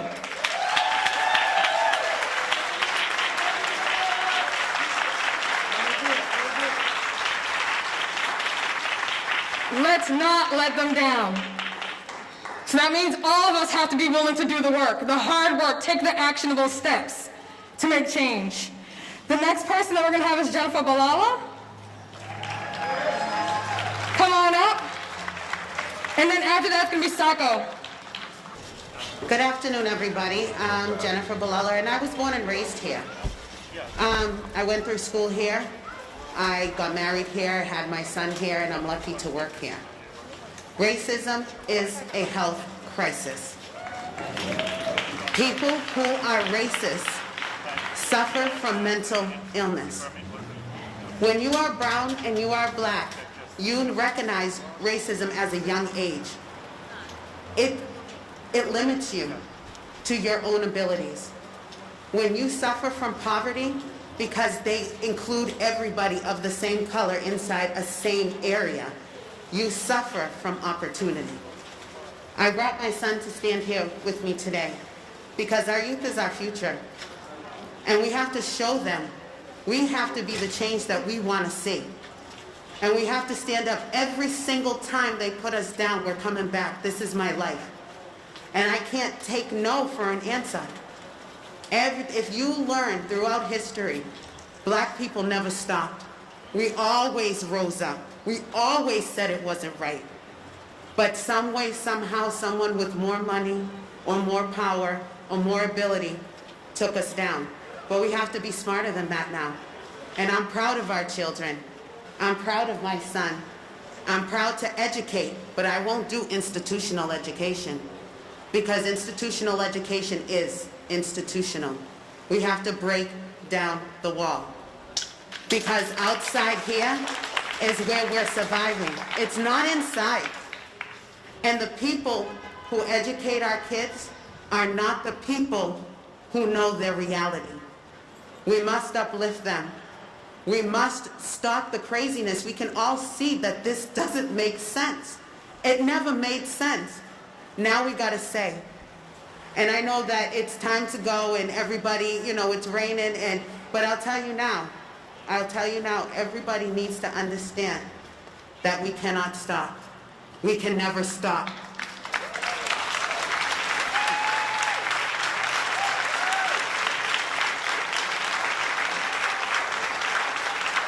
As Saco's coming up, I just want to say this. Understand, this is a movement, not a moment. Okay, so this is a movement, not a moment. That means it's going to keep on happening. Good evening, everyone. I'm so proud of our young people today that came up and spoke, so give it up for the young people. The future is strong. My name's Saco. I've lived in Lowell since 1985. I've lived and worked in Lowell since 1985. It's a community that I love. It's rich and diverse. So many immigrants have made it their home.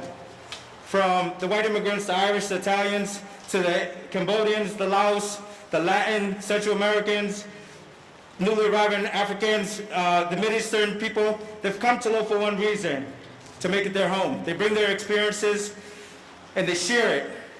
The city of Lowell has promoted the festivals to bring in money, to bring in people, to spend revenue, and capitalize on that.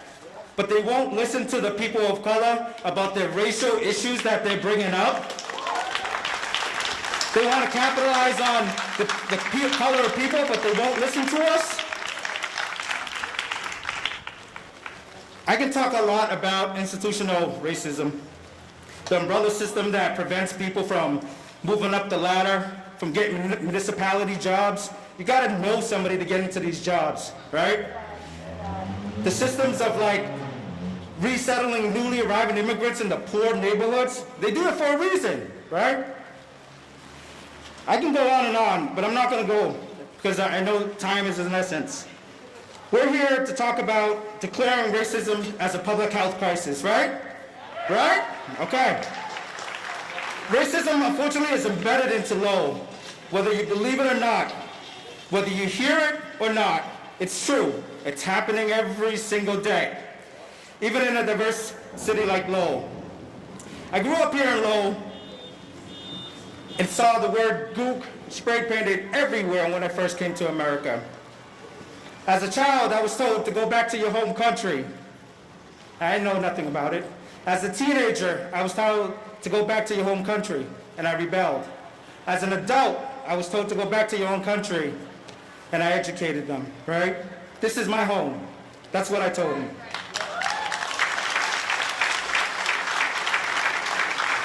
I'm only one of thousands of Cambodian immigrants that have faced this, and everybody, people of color that have faced this racism. Professionally, I've been fortunate to work at a couple of outstanding nonprofits. Shout outs to CMAA, CBA, and UTEC.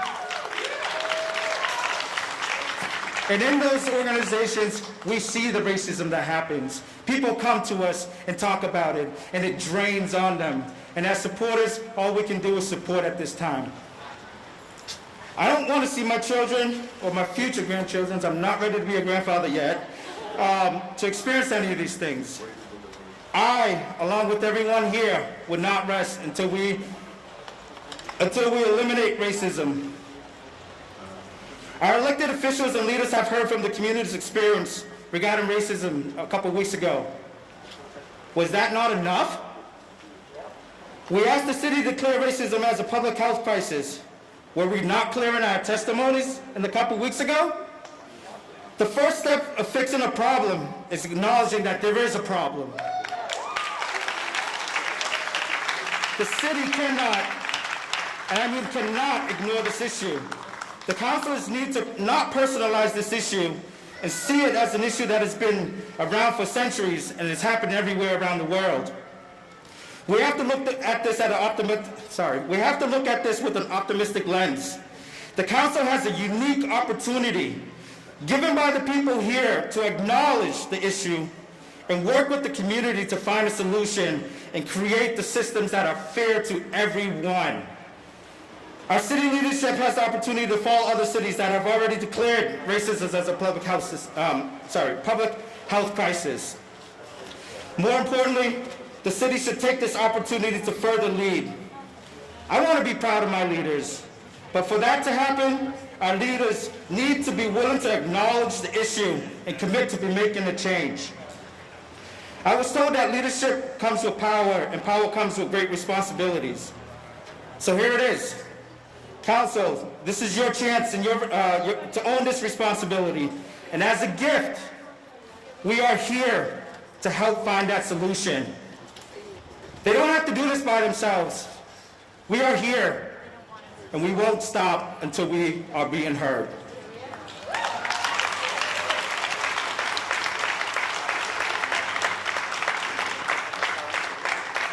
The city uses the hashtag Lowell, there's a lot to like. We all want hashtag there's a lot to love. To be true for everyone and declaring racism as a public health crisis is the first step for all of us to love Lowell even more. Thank you.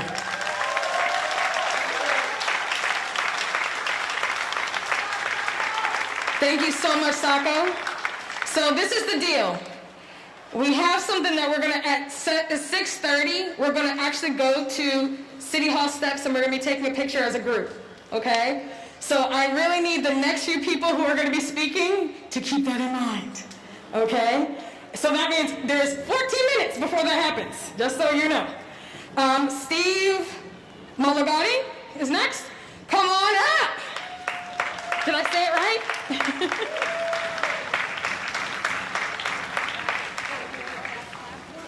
You got it pretty much absolutely right. I'm Steve Malagotti. I'm with 350 Mass. We're part of an international organization of people working to combat climate change in their local communities. If you want to find out more about what we do here in Lowell, see me later. We stand here with you tonight not just because we see the connection between racism and climate change. We see the blatant racism of a historic system that insulates and isolates people of privilege and power from the consequences of their actions, while at the same time poisoning whole communities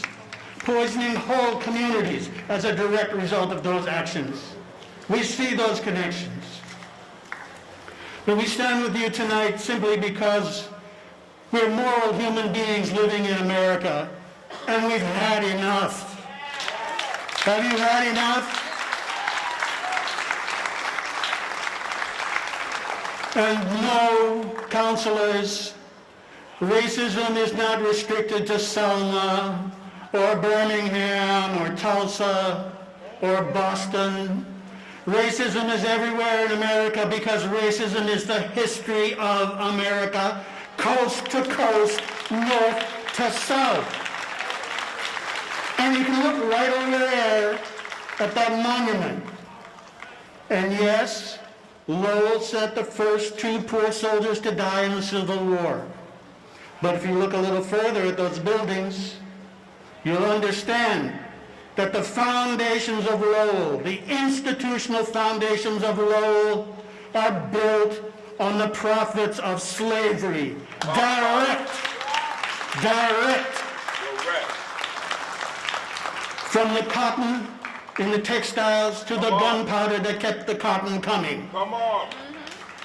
Right here in Lowell. Absolutely. That was institutional racism then. It lives on today because nobody has done a damn thing to dismantle it.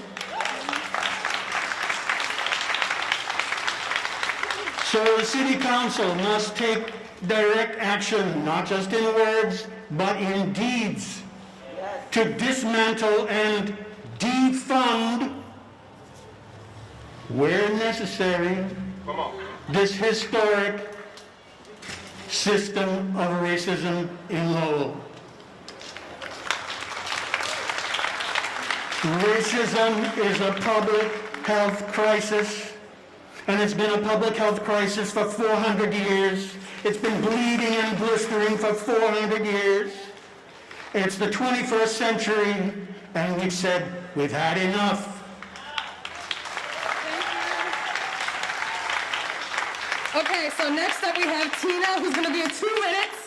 And then after that we have Gordon, who's going to have 2 minutes.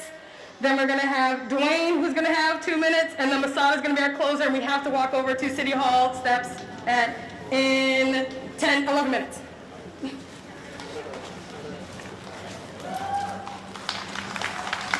Good evening, everyone. I'm going to try and keep this really quickly. I'm going to summarize it. First of all, I'm going to start reading the step 4 of this, our letter for declaring racism a public health crisis.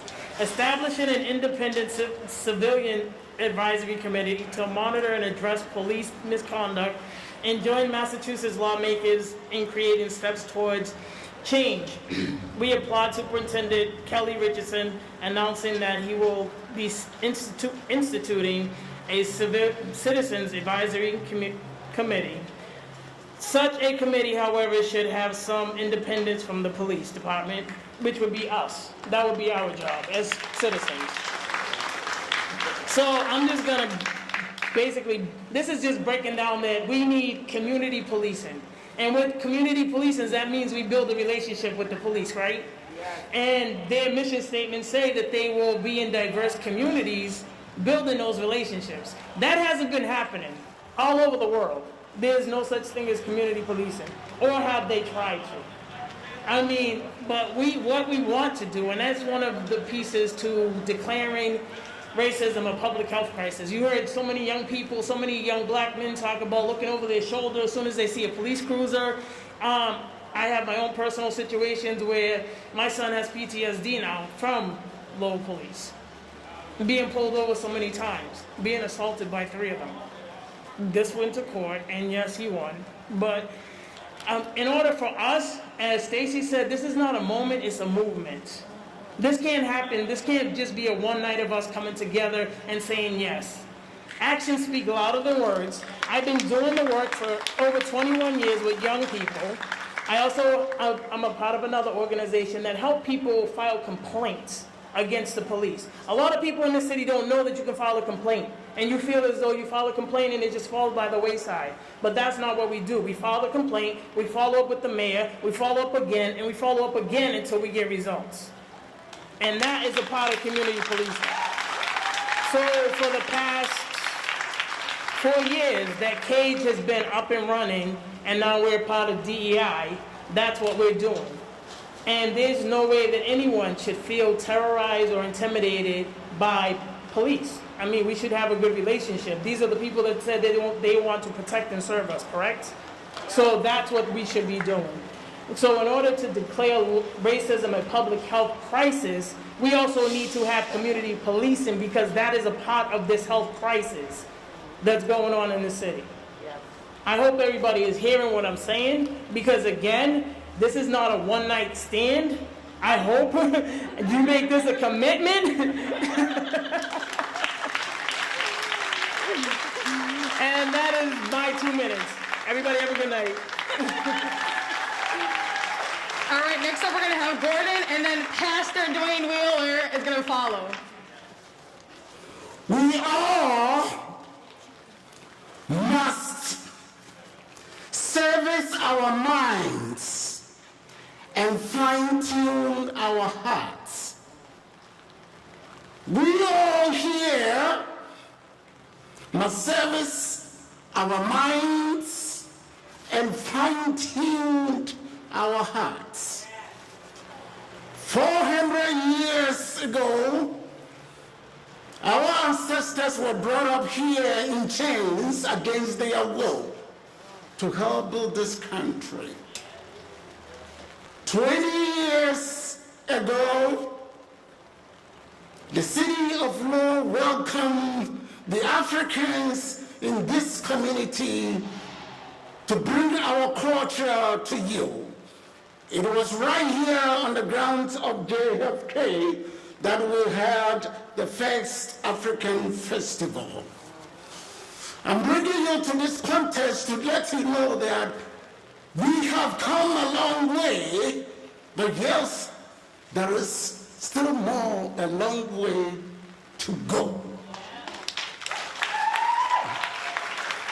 If you walk through the city of Lowell, on the walls of the city of Lowell, you will see past mayors. There is no a single photo that portrays a minority leader as the mayor. We hope that someday it will happen. But like I said, we all must service our minds and fine-tune our hearts. Just 7 days ago, my son Tyler was taking the trash out because Thursdays was the day that the trash goes out. He took the trash out, he came back, he said, "Daddy, somebody was driving by and said the N-word to me 7 days ago." 70 years ago, I was in the traffic. There was red light, and somebody was just behind me, rushing, and he, "Hello, red light." I couldn't go, so he came by, and this is what he said to me: "You nigger, you don't belong here, go back to your country." 7 years ago, 2,556 days ago, it still remains in my mind. It's still fresh. Timing is not on my side, and as Dr. Rajid said this earlier this afternoon,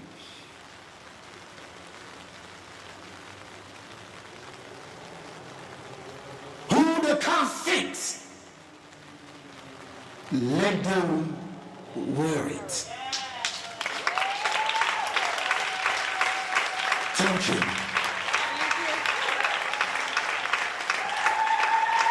The next voice will be Pastor Dwayne Wheeler.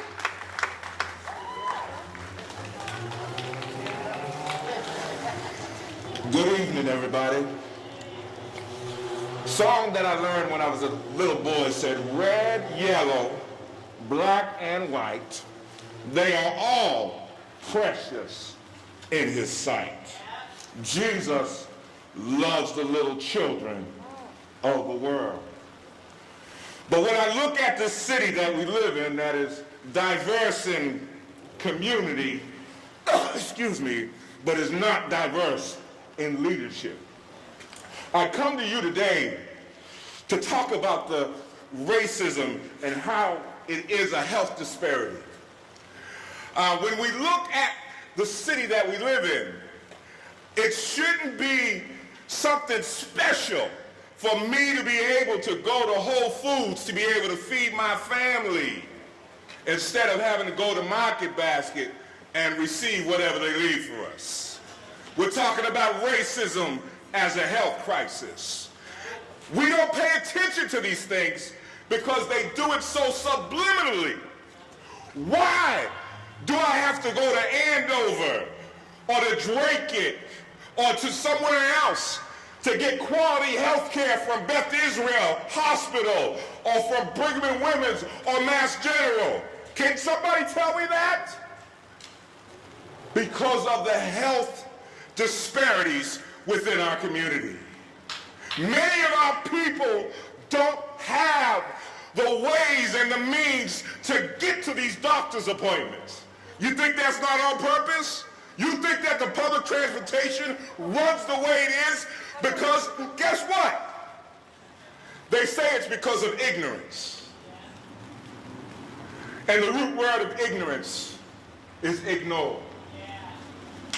They've been ignoring us for way too long.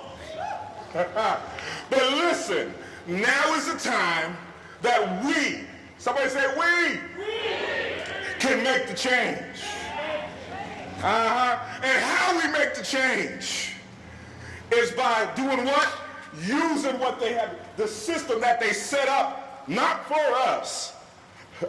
They set it up for them, but we need to use the system that is set up so that we win. And we can win if we unite. And see, that's the problem. As long as they can keep the Asians in this corner, the Puerto Ricans in this corner, the Dominicans in this corner, the Haitians in this corner, the Africans underneath the bush, and we all, they try to separate us. You can't separate us.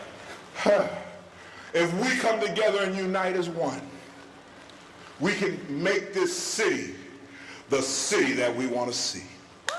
God bless you.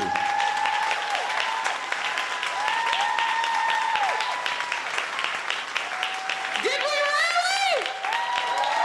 Did we rally? Do we know how to rally? Because we want change. We're sick and tired of being sick and tired. So we're going to end this up. I'm really excited because I love how she does her thing. So we're going to have Masana be our closer. And if you've never had this as an experience, it is indeed an experience to behold.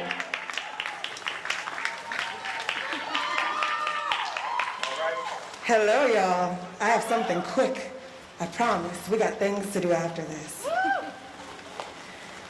One, was born into the projects, parents not yet and barely 20. We built our own happy days. We chased each other with big burst water guns, poor, black, brown, and worthy. Acre was home. 2, sex workers leave police cars in tears. Saw Dada get thrown down to the ground. Saw that they didn't see him, just black, just man. When you're black, we see our dads get arrested. Come on. 3, pray that you see me. See my skin in all its sun-kissed glory and call me the queen that I am. 4, come on. My neighbors are gone now. So ain't my brother. One is doing life. Most been parents since 16. We stopped playing ring around the rosy. We learned young that we would one day be ashes. Funerals a rite of passage. 5, black, brown, poor, and worthy. We get caskets and funerals, burials and resilience. We get detention, suspensions, and told if we don't stop talking, we will be hanged by our braids. Black, brown, poor, and worthy. Lowell is racist. Lowell never knew. Lowell said assimilate. Lowell said I don't see color. Pray that you see me. See my skin in all its sun-kissed glory and call me the queen that I am. To bring about change, you must not be afraid to take the first step. We will fail when we fail to try. Rosa Parks. Racism is a public health crisis. Lowell Public Schools and Lowell Police Department has failed so many of our families and students. Let's not add this to the failure by deeming the voices of this city are not worthy to be listened to. Be the change. Thanks, y'all.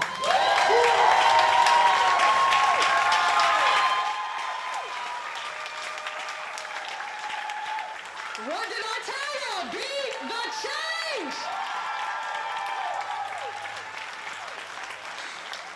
I'm so overwhelmed with all of what you guys have been doing and all that you're going to continue to do.